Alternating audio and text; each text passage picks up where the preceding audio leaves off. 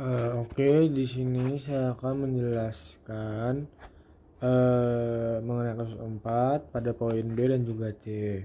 Nah, kita akan mulai pada poin B terlebih dahulu. Jadi di sini poin B itu tentang perasaan khawatir dan juga kaget, yang dimana perasaan ini akan mempengaruhi sinoatrial node ataupun nodus sinoatrial. Nah, pada gambar ini kita bisa lihat grafik potensial aksi dari CSA node-nya ini. Nah, pada kondisi istirahat, si membran sel SA node ini tidak stabil karena adanya HCN channel ataupun hyperpolarization activated cyclic nucleotide gated channel, yang dimana channel ini memungkinkan ion natrium masuk ke dalam sel. Nah, proses ini nantinya akan menyebabkan membran mengalami depolarisasi secara perlahan hingga mencapai ambang batasnya, yaitu sekitar minus 55 mV. Nah, lalu saat mencapai ambang batas ini, di type calcium channel ini dia akan terbuka, sehingga dia akan melanjutkan proses depolarisasi hingga dia mencapai minus 40 mV. Nah, lalu setelah mencapai minus 40 mV, L-type calcium channel dia bakal kebuka dan menyebabkan lonjakan cepat menuju puncak potensial aksi. Nah, setelah mencapai puncak potensial aksi terdepolarisasi, kanal kalium ini dia akan terbuka, yang dimana hanya kanal kalium yang terbuka, sehingga ini menyebabkan repolarisasi yang ataupun penurunan kembali menuju ke potensi awalnya, yaitu di minus 60 mV. Nah, proses ini dia itu berlangsung secara terus menerus, yang dimana akan membuat SA node bisa menghasilkan impuls secara ritmik. Nah, jadi ketika kita merasa kaget ataupun khawatir, sistem saraf simpatis kita ini dia bakal mempercepat proses ini sehingga menyebabkan denyut jantung kita itu dia meningkat. Nah, lalu kita lanjut ke bagian eh, ke poin C, yaitu di mana perasaan khawatir dan kaget ini akan mengaktifkan sistem saraf simpatis yang mempengaruhi SA node dan nanti akan ke sel otoritmik yang akan menghasilkan kontraksi yang teratur. Nah, eh, kita mulai dari hukum Frank Starling dulu, yang dimana hukum ini dia menyatakan bahwa semakin besar volume darah yang kembali ke jantung, maka serat otot jantung itu dia akan meregang lebih besar juga, sehingga kontraksi jantung pun akan semakin kuat. Dan dimana ini berarti preload pun meningkat, sehingga stroke volume akan ikutan meningkat juga. Nah, peningkatan stroke volume ini dia juga akan menaikkan cardiac output, dimana cardiac output itu rumusnya adalah cardiac output sama dengan heart rate dikalikan dengan stroke volume. Nah, lalu heart rate ini dia juga bisa meningkat nih karena beberapa faktor. Misalnya karena aktivasi sistem simpatis, terus juga ada aktivasi sistem parasimpatis, terus juga ada pengaruh dari hormon seperti epinefrin, norepinefrin, serta juga faktor-faktor lain seperti jenis kelamin, umur, terus kondisi fisik, suhu tubuh ataupun emosi. Nah, eh lalu lanjut selanjutnya ada kita akan bahas tentang refleks, di mana refleks ini dia juga berperan nih, yaitu dia kebagi menjadi dua, yaitu ada baroreseptor dan juga kemoreseptor. Di mana baroreseptor ini dia terletak di aorta dan juga sinus karotis. Di mana baroreseptor ini nantinya dia akan mendeteksi peningkatan tekanan darah. Nah, responnya ini apa? Responnya adalah menurunkan heart rate untuk menjaga keseimbangan tekanan darah. Nah, lalu ada juga kemoreseptor, yang dimana kemoreseptor ini dia peka terhadap kadar O2, oksigen, karbon dioksida dan juga pH pada tubuh kita. Nah, dimana dia ini akan merespon si kemoreseptor ini dengan menurunkan kadar oksigen ataupun meningkatkan kadar karbon dioksida dengan cara apa? Dengan cara meningkatkan heart rate kita, yang dimana akan menyebabkan pembuluh darah kita itu masuk dilatasi agar aliran darah ke jaringan itu dia lebih meningkat. Nah, jadi bisa kita simpulin nih bahwa kerja jantung itu dia sangat dinamis dan juga dipengaruhi oleh banyak sistem pengatur. Mulai dari paling atas seperti hukum Frank Starling hingga refleks-refleks juga seperti baroreseptor dan juga kemoreseptor. Oke, mungkin sekian dari saya. Terima kasih. Lagi, dokter dan teman-teman. Perkenalkan, saya Adam, menyertai 068 dari Kedokteran Angkatan 24. Saya akan menjelaskan bagian histologi dan juga elektrofisiologi dari jantung.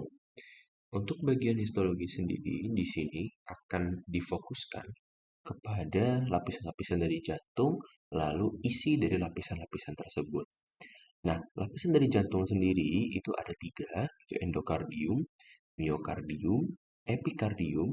Ya, epikardium ini juga akan menyambung dengan lapisan perikardium. Nah, perikardium ini dia dibagi menjadi tiga, perikardium fibrosum dan spinosum. Untuk perikardium spinosum adalah perikardium yang menempel pada epikardium, dibagi dua, perikardium parietal dan juga perikardium visceral, seperti itu. Oke, pada epikardium sendiri dia adalah jaringan ikat, miokardium dia adalah otot, ya, otot jantung, kardiomiosit. Kardiomiosit ini memiliki struktur unik yang kita sebut sebagai diskus interkalaris. Diskus interkalaris ini adalah gabungan dari beberapa gap junction dan juga desmosom yang berperan dalam sistem konduksi seperti itu. Khususnya gap junctionnya berperan dalam mengantarkan ion, ion-ion positif atau kation. Lalu untuk endokardium, ya, dia adalah jaringan ikat seperti itu. Oke, lalu pada sel jantung juga dia terdapat sel unik, yaitu sel otoritmik dan sel kontraktil. Untuk sel kontraktilnya yang sudah jelas kardiomiosit, sementara untuk sel otoritmiknya, dia adalah sel pacemaker atau sel pemacu yang dapat menghasilkan ritme, ya, ritme detak jantung seperti itu. Nah, sel otoritmik ini dia nanti akan berkumpul di satu titik, ya. Di sini kita sebut sebagai nodus sinoatrial, lalu di sini nodus atrioventrikular, lalu ini His bundle, serat-serat His bercabang menjadi dua hingga sampai ke sini kita sebut sebagai serat Purkinje yang ada di bagian miokardium pada ventricle seperti itu. Nah, saya akan sekaligus bahas elektrofisiologinya. Jadi, nodus-nodus ini akan mengirimkan konduksi listrik, konduksi listrik menuju ke berikutnya. Dari sinoatrial ke atrioventrikular ke his bundle sampai akhirnya sampai ke serat Purkinje seperti itu.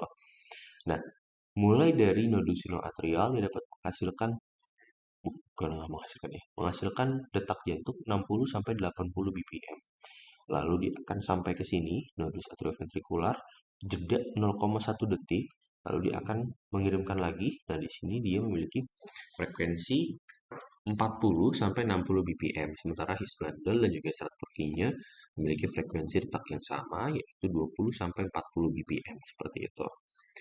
Oke, saya akan sekaligus bahas bagaimana sebenarnya elektrofisiologi dari jantung. Mohon maaf ini ada upacara ya. Oke, jadi sel otoritmik dan sel kontraktil adalah dua sel yang tergabung seperti itu ya. Jadi mereka dalam suatu sistem elektrofisiologi. Jadi di dalam sel otoritmik ini terdapat natrium, channel natrium nih. Channel natrium namanya Vanni channel yang terbuka, dia akan mengakibatkan influx natrium sedikit demi sedikit ke dalam sel otoritmik sehingga di dalam sel menjadi lebih positif. Nah, kepositifan ini kalau di grafik dia akan naik ya. Dia akan naik mendekati batas ambang, memicu terbukanya L-type dan juga T-type. Pertama T-type dulu, baru L-type. Nah, apa ini L-type, T-type adalah kanal kalsium. Kalsium itu akan influx, lalu dia akan dikirimkan melalui si gap junction tadi. Nah, ketika dikirimkan menuju gap junction, menuju ke sel kontraktil, maka sel kontraktil semakin positif akan terbukalah kanal kalsium, bukan kanal kalsium, kanal natrium. Kanal natrium di sel kontraktil akan terbuka, lalu ketika sudah terbuka maka akan terbuka juga kanal L-type kalsium sehingga influxlah kalsium di sana. Kalsium ini akan memicu terbukanya kanal kalsium juga yang ada di retikulum sarkoplasma seperti itu. Jadi kalsium influx masuk ke dalam sel kontraktil, dia akan diikat oleh reseptor kalsium di retikulum sarkoplasma, membuka kanal kalsium di retikulum sarkoplasma, sehingga kalsium di dalamnya keluar ke dalam sel ke dalam sitoplasma sel kontraktil. Dia akan berikatan dengan ya troponin, membuka binding site miosin dan aktin. Dia akan melakukan cross bridge mechanism ya, power stroke seperti itu. Jadi akan terjadi kontraksi. Nah, oh iya, selain itu juga, selain dia lewat L-type calcium channel juga masuk melalui tubulus transversal seperti di FM1 lah ya. Oke, setelah itu kalsium ini dia akan terlepas. Nah, ketika dia terlepas, maka cross bridge mechanism akan berhenti dan akan mulai turun ya, kepositifan sel kontraktil. Karena dia mulai turun, ya maka akan ada kalium channel yang terbuka. Ketika kalium channel itu terbuka, maka akan terjadi eksitasi. Sel akan menjadi lebih negatif seperti itu. Jadi, dimulai dari sel otoritmik menghasilkan mengirimkan ion positif diterima oleh sel kontraktil terjadi kontraksi dengan frekuensi 60 sampai 100 ppm seperti itu.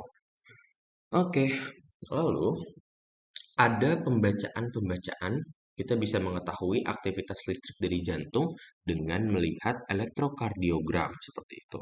Elektrokardiogram ini adalah alat yang dapat membaca aktivitas jantung, khusus aktivitas kelistrikannya ketika diletakkan dua elektroda atau lebih seperti itu.